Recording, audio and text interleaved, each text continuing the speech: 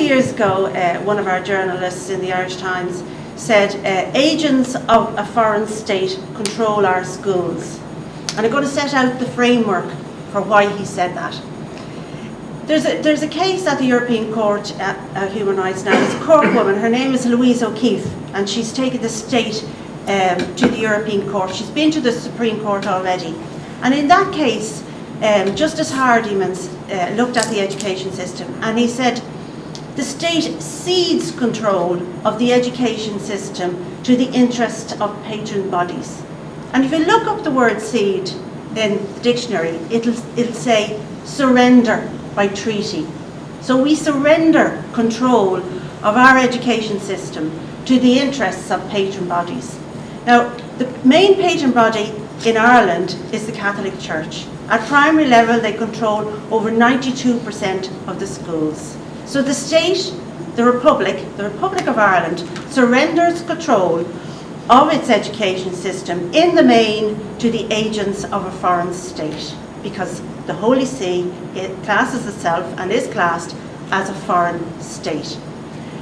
In Ireland then, under our the Equal Status Act and the employment equality legislation, we give these mainly foreign state exemptions in order to uphold their ethos. The Irish state provides for education as opposed to provides education. It funds private bodies. It also provides for the education of minorities in those schools.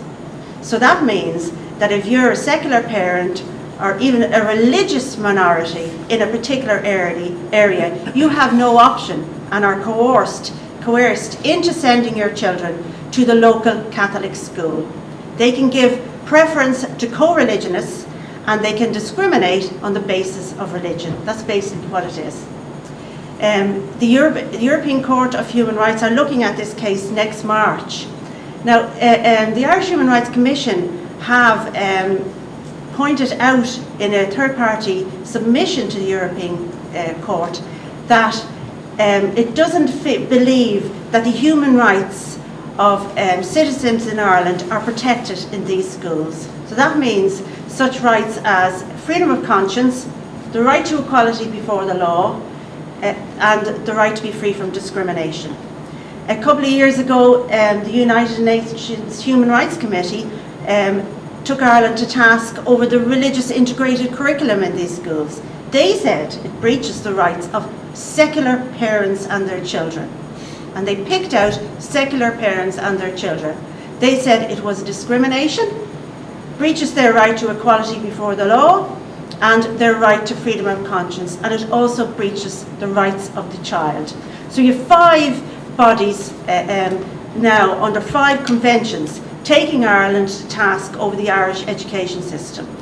And there's also an issue under the CERD, which they're talking about segregation in schools, because I don't know whether a lot of you will remember in 2008 we ended up in North County Dublin with a school for completely for minorities, and they were all from a certain African country, and that was an absolute and utter disgrace, and that was because of the exemptions under the Equal Status Act. So what are we doing here in Atheist Ireland? What we're doing to try and fight this discrimination and inequality is we make submissions to the UN.